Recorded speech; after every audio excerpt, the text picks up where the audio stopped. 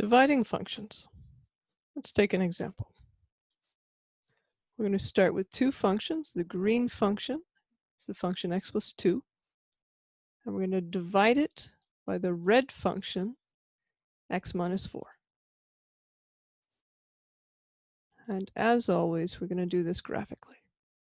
All right, let's see what we get. So we'll take this point and we'll move it. I think I'm going to start there and see what kind of points we get. And I'll draw you a very rough graph, and then we'll get rid of the graph once we have a better version of it.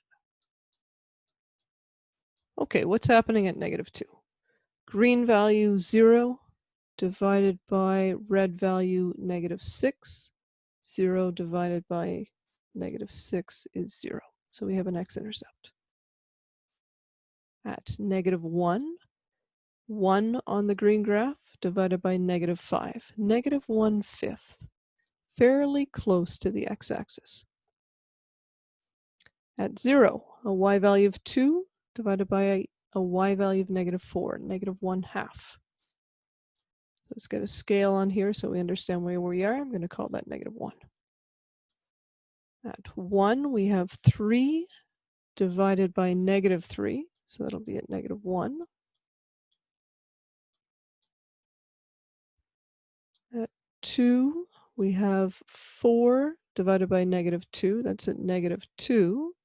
Do you have a feel for what's going on? Any predictions on what the shape's going to look like?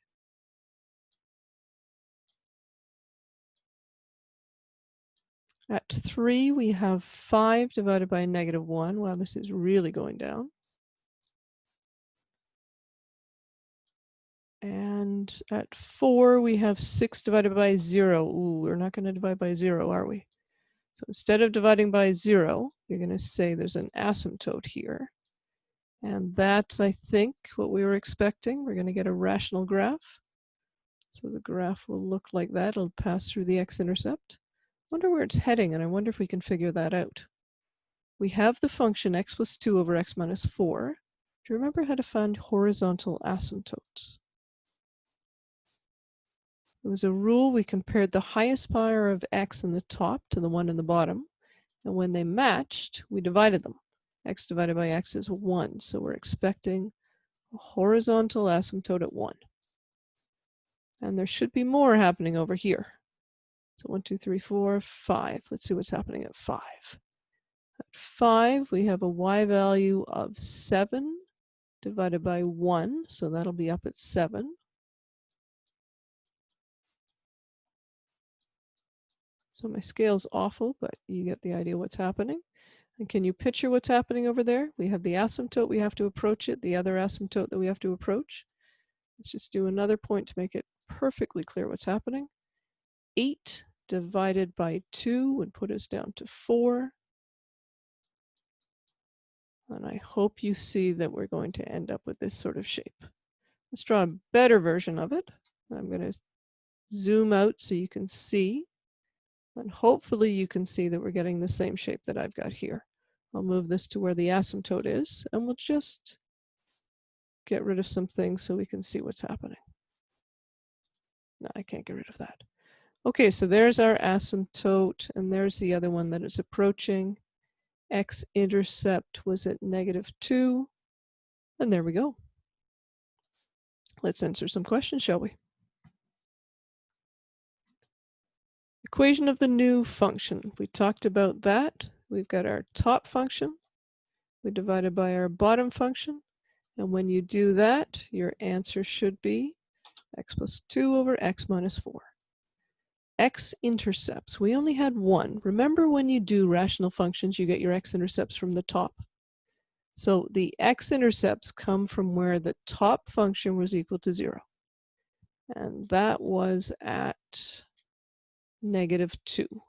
Exactly what we expect. So where the green function, the top function, was 0, that'll make the numerator 0, which means your new function is also 0.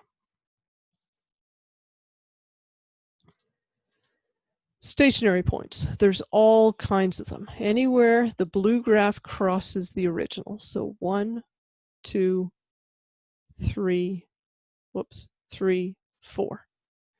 So what are the stationary points? One is the x-intercept. Another one is here at 2, -2.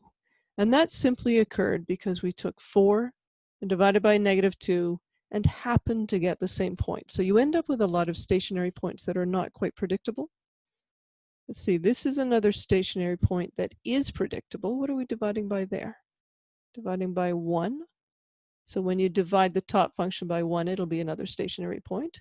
And then again, you get an unpredicted one where we're simply dividing the right values. So 9 divided by 3 happen to end up in the same place. So stationary points, there's a lot of them, and it's not as useful as it was when we were multiplying functions together. X-intercepts are certainly useful. Okay, asymptotes. This will be important. Anywhere the denominator equals 0. So that's anywhere the red graph equals 0. So x-intercepts on the red graph lead to asymptotes on your new one. Shape did we expect when we divide two functions? When you divide, you're expecting a rational graph, and that's because you're dividing polynomials. Let's talk about domain. F, the original green, is defined for all reals. G, original, defined for all reals. Think about H for a moment. Is there anywhere that H is not defined? So the domain, it's the reals, but you have to put in the fact that it's not defined at 4. So this is unusual. We've never seen this where we exist for all of F and all of G, but not all of H. And again, that comes from the denominator cannot equal 0. Okay, how quick can we be with this? We're going to take the top function f, the black one, divided by g. We get x-intercepts anywhere the top function is 0. So we're going to have a point right here on the new graph. We get asymptotes anywhere the bottom equals 0. So we'll have an asymptote there and an asymptote here. X-intercept. And then it's a matter of plotting some points. At 1, top function is 1 divided by -8. So -1/8. Top function 2, bottom function -9. -2/9.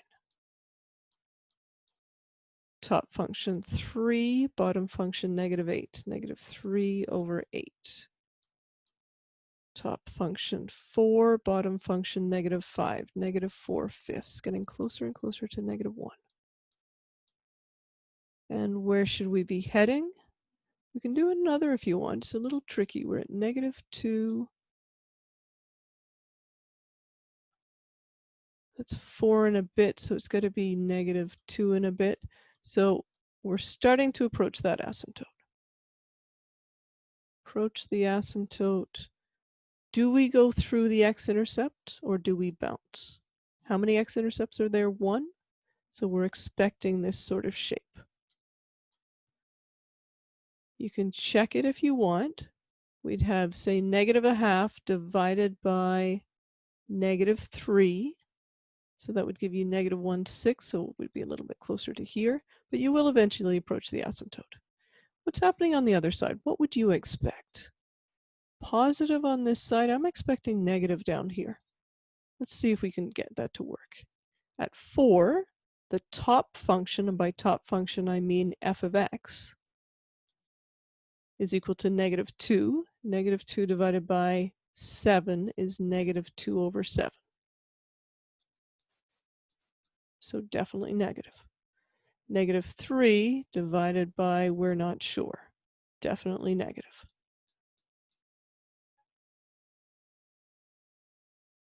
Actually, hold that thought. Let's try that one again. -3 divided by a very, very, very big number. That sounds more like we should be getting, oh no.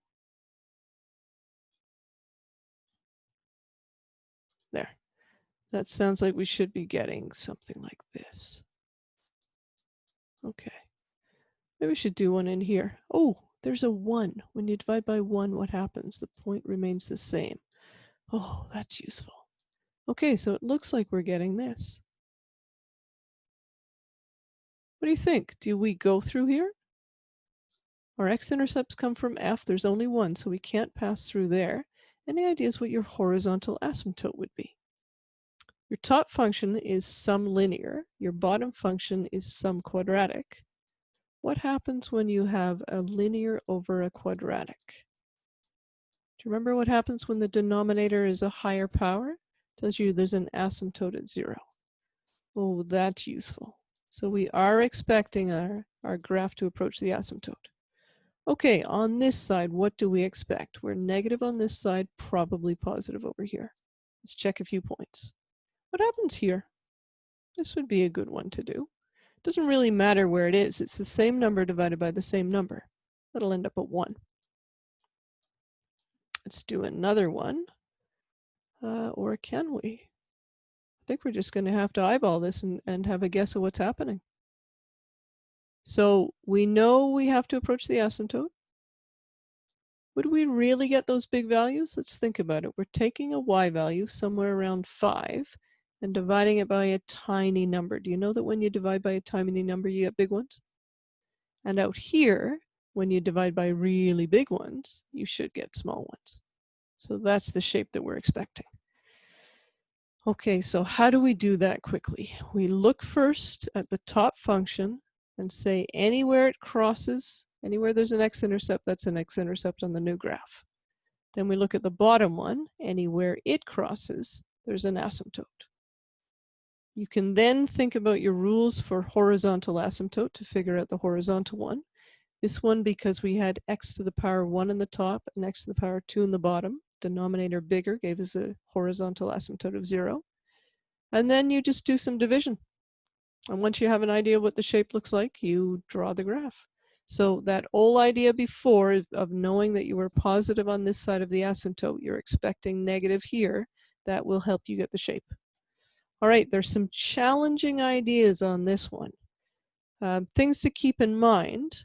What happens when you have an x-intercept from one graph and an x-intercept from the other graph? So an x-intercept and an asymptote at the same point, at the same time. Do you remember what happens? So look for points of discontinuity in your graph. Those will be interesting.